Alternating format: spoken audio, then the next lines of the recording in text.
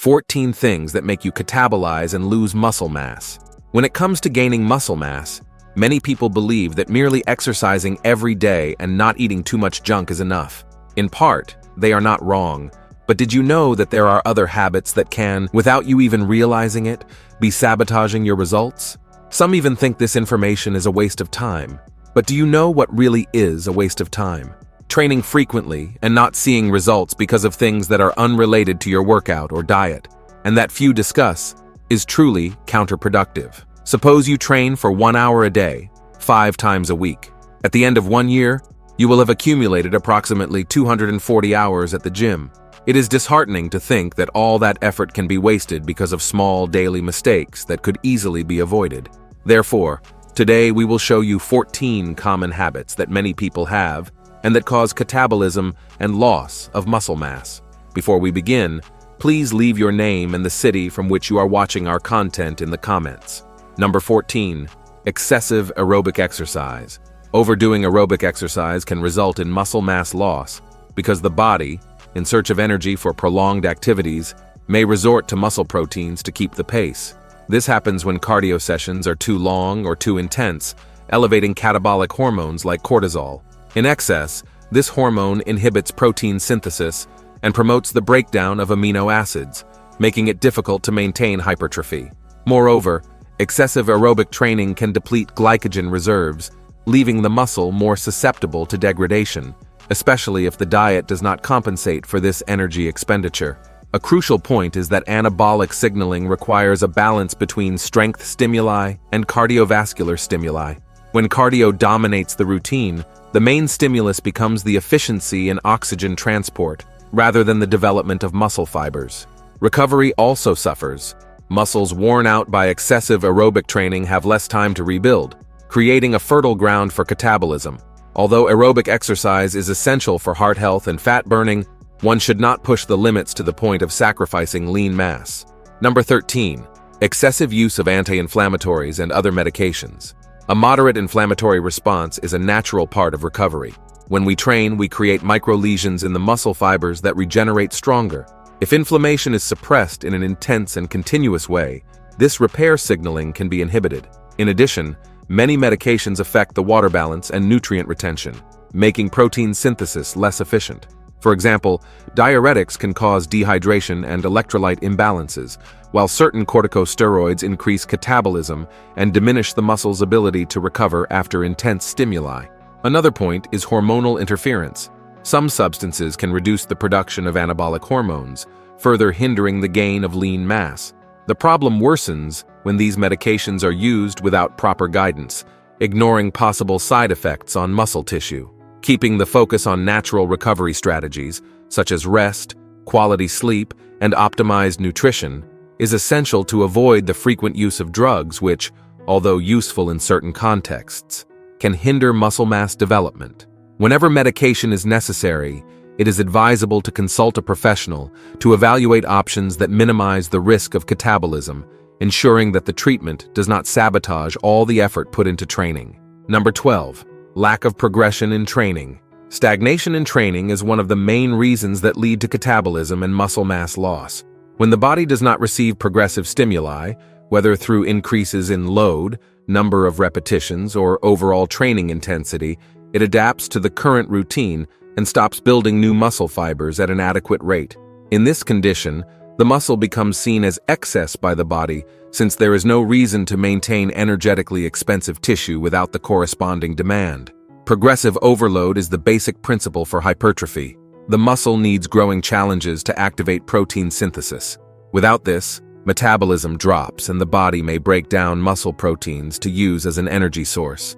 In addition to the purely mechanical factor, the lack of novelty in exercises can lead to hormonal imbalances, since anabolic hormones are not released at high levels if there is not an intense stimulus. One way to overcome this problem is to periodically vary the methods, adding exercises from different angles, changing the number of sets, the rest time, or even the speed of execution. The most important thing is not to confuse random variety with planned progression. Each change needs to be guided by a clear objective in order to guarantee a continuous increase in demand. Number 11. Sedentarism outside the gym. Even those who train diligently at the gym can have problems maintaining muscle mass if the rest of the day is spent in a sedentary manner. The muscles need constant activity to remain active and to grow. When the only daily movement occurs during 1 or 2 hours of training, the body receives a contradictory signal. It perceives that there is a punctual demand during training, but that, for the rest of the time, very little effort is made. This lifestyle can lead the body to dispose of tissues considered superfluous when at excessive rest. In addition, spending many hours sitting down reduces blood circulation, making it harder for nutrients to reach the muscles and delaying the removal of metabolic byproducts. Without this efficient flow, recovery is impaired, paving the way for the gradual loss of lean mass. Another relevant factor is that the total daily calorie expenditure drops drastically with a sedentary lifestyle, and if the diet is not adjusted, there may be imbalances that affect protein synthesis. It is important to adopt small active habits throughout the day, such as short walks, taking the stairs, or pausing for stretches. These actions help to keep the metabolism active and favor an anabolic environment. Before we continue to number 10, do not forget to subscribe to the channel. Having constant access to correct and science-based information is what will make you progress in the long term in the world of weight training. Number 10. Nutritional deficiencies. Many weight training practitioners tend to cling only to proteins, but the fact is that the lack of vitamins or minerals can also compromise the entire process of protein synthesis, as each micronutrient participates in fundamental biochemical reactions for muscle regeneration. A diet insufficient in iron, for example, hinders oxygen transport, reducing performance and tissue recovery. Likewise, a scarcity of vitamin D can affect muscle function and reduce the efficiency of the immune system, increasing the risk of injuries and delaying recovery. Without adequate levels of magnesium, ATP synthesis, the energy molecule, is impaired, decreasing the capacity to train intensely. When the body does not receive what it needs, it seeks energy and nutrients in its own reserves, including muscle tissue, thereby generating catabolism. Moreover, some nutrients play a direct role in the production of anabolic hormones, such as testosterone, the reduction of which makes muscle even more vulnerable to mass loss. A well-planned and varied diet, rich in whole foods and high biological value protein sources, is fundamental to prevent these deficiencies. In some cases, specific supplementation may be recommended, but always based on individual assessments, avoiding random approaches. Number 9. Lack of adequate sleep. During deep sleep, the body releases anabolic hormones, such as growth hormone and testosterone, crucial for protein synthesis and the recovery of damaged fibers. Without sufficient hours of rest, this hormonal production drops, while cortisol, a stress and catabolic hormone, tends to remain elevated. This imbalance prevents the body from effectively recovering damaged fibers, opening the door to the loss of lean mass. In addition, sleep deprivation affects insulin sensitivity, making it harder for muscles to absorb nutrients and facilitating the accumulation of body fat. The fatigue generated can also impair performance in workouts, leading to poor execution and a higher risk of injuries. Another critical point is that the deeper phases of sleep are responsible for consolidating muscle memory and repairing the micro-damage that occurs during the day. If these phases are shortened or interrupted, the recovery process remains incomplete. Maintaining a fixed sleep schedule, reducing exposure to bright stimuli at night, and avoiding stimulants close to bedtime are simple yet effective strategies to ensure proper rest. Number 8. Excessive strength training. Excessive strength training may seem counterintuitive for those who wish to avoid catabolism, but overloading the muscles without allowing adequate recovery also leads to the loss of lean mass. As we have mentioned before, each weight training session creates microlesions and stress in the muscle tissue that need time and nutrients to regenerate. When these recovery intervals are insufficient or non-existent, the body remains in a constant state of alert, elevating levels of catabolic hormones, such as cortisol, and reducing the anabolic potential. The result is an overtraining scenario, in which performance worsens and muscle mass does not progress. Moreover, the immune system may weaken, making the individual more susceptible to infections and prolonging the recovery period. Many believe that the more training, the better, but in practice, it is essential to respect rest periods, complete nights of sleep, and variations in intensity throughout the week. A heavy daily routine without adequate planning can become the enemy of results, sabotaging all the invested effort. Weight training requires strategy, loading cycles, variation of stimuli, and most importantly, pauses so that the body can recover and rebuild larger and stronger fibers. Number 7. Not reaching the minimum protein intake. You already know that protein is the foundation for muscle building.